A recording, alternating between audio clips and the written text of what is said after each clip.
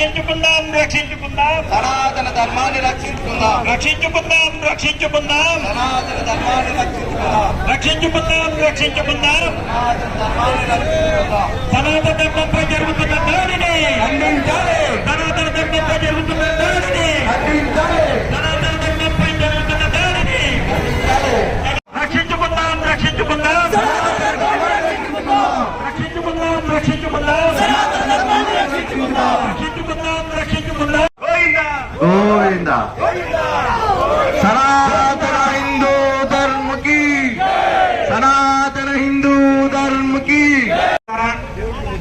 దయచేసి గమనించండి, సనాతన ధర్మం అంటేనే వసుదైక కుటుంబం, అంటే వన్ అర్త్ వన్ వరల్డ్ అని చెప్పేసి మన నరేంద్ర మోడీ గారు చెప్తున్న దాన్ని చూచా తప్పకుండా పాటించే వాడే సనాతన ధర్మం.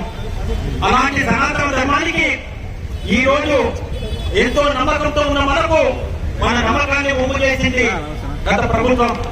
వారు దానిని ఈ రోజు వారందరూ చెప్తున్నట్టు ఏదో ల్యాబ్ రిపోర్ట్ లో రాలేదు అని చెప్పడం, ఇంకొక రకంగా దాడి చేయడం, దాన్ని మేము హిందువులుగా సనాతన ధర్మాన్ని పాటిస్తున్న వారిగా దానిని నమ్మట్లేదు.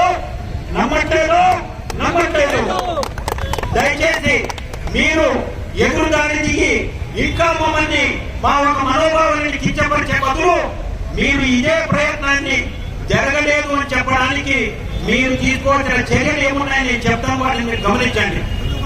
ఉదాహరణకు మనం అందరూ కూడా పెట్రోల్ బ్యాంకుల్లో ట్యాంకుల్లో డీజిల్ తీసుకుంటుంటాం, పెట్రోల్ ఇచ్చుకుంటుంటాం.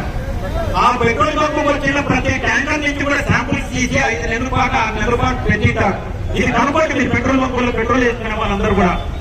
అదే విధంగా ఏ రకంగా అయితే నెయ్యి కానీ ఆయిల్ కానీ ఇంకొకటి ఏదైనా కానీ ద్రవపదార్థంలో వచ్చిన ఏ సరుకులైనా కానీ కొనేవారు శాంపుల్స్ తీసి సీలు చేసి పెట్టింటారు. మీరు నిజంగా జరగలేదు అనే మాట వస్తే 700 రూపాయలకి 350 రూపాయలకి ఇచ్చినప్పుడు అందులో నెయ్యి ఉందా లేదా ఏదైనా ఉందా అని చెప్పి కనీసం దాన్ని గమనించాల్సిన బాధ్యత మీ మీద ఉంది. అది గమనించలేదు అని అంటే మీ ఒక నిజాయితీని శంకించక తప్పదు. ఆ నిజాయితీని ఈ రోజు మేము శంకిస్తున్నాం. అంచేత గతంలో మీరు ఏమైనా శాంపుల్స్ తీసుంటే, లేదు గతంలో ఏదైనా ల్యాబొరేటరీకి పంపించి మీరు శాంపుల్స్ తీసుంటే ఆ శాంపుల్ రిపోర్ట్ పెట్టి మేము ఈ నూనె తీసుకున్నాం, ఈ శాంపుల్ రిపోర్ట్ వచ్చింది, గతంలో మేము తీసుకున్న దానికి ఇలాంటి శాంపుల్ రిపోర్ట్ ఉందని చెప్పి ప్రజలకు చూపించండి. అంతే తప్ప ఎదురు దాడి చేసి మళ్ళీ మీరు మా మనోభావాన్ని కించపరచొద్దండి. ఈ రోజు వైఎస్ఆర్ కాంగ్రెస్ పార్టీలో ఉన్న హిందువులందరూ కూడా నేను కోరుతున్నాను ఒకటే, మిమ్మల్ని మీరు ప్రశ్నించుకోండి.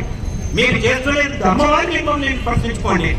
ఇలాంటి విషయమే ఒక ఇస్లాంలో కానీ లేదు క్రిస్టియానిటీలో జరిగితే అదే రకంగా ఆ క్రిస్టియన్ సోదరులు కానీ ఆ మహమ్మడియన్ సోదరులు కానీ వారికి జరిగిన అన్యాయాన్ని తిరిగి కొడతారా, లేకపోతే దాన్ని వాళ్ళ నాయకత్వాన్ని ప్రశ్నిస్తారా, లేకపోతే ఎదురు దాడి చేస్తారా అని చెప్పేసి మిమ్మల్ని మీరు ప్రశ్నించుకోండి.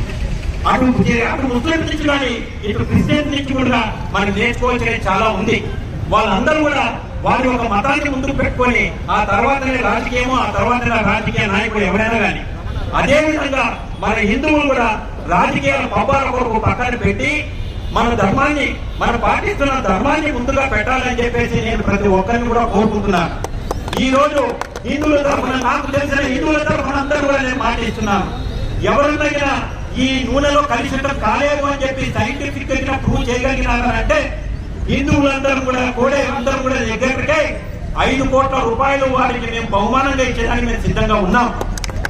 ఎందుకు బహుమానం అని అంటే జరగలేదు అన్నదే మాకు చాలా తృప్తినిస్తుంది తప్ప జరిగింది అని చెప్పడం కాదు.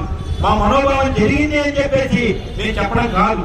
జరిగిందని నమ్ముతున్నా, జరగలేదని చెప్పి మీరు ధృవీకరించండి. అలా ధృవీకరించిన నాడు మీకు మేము ఎవరైనా ధృవీకరిస్తే వాళ్ళకి 5 కోట్ల రూపాయలు బహుమానం ఇచ్చేదానికి హిందువులందరూ కూడా సంసిద్ధంగా ఉన్నామా లేదా?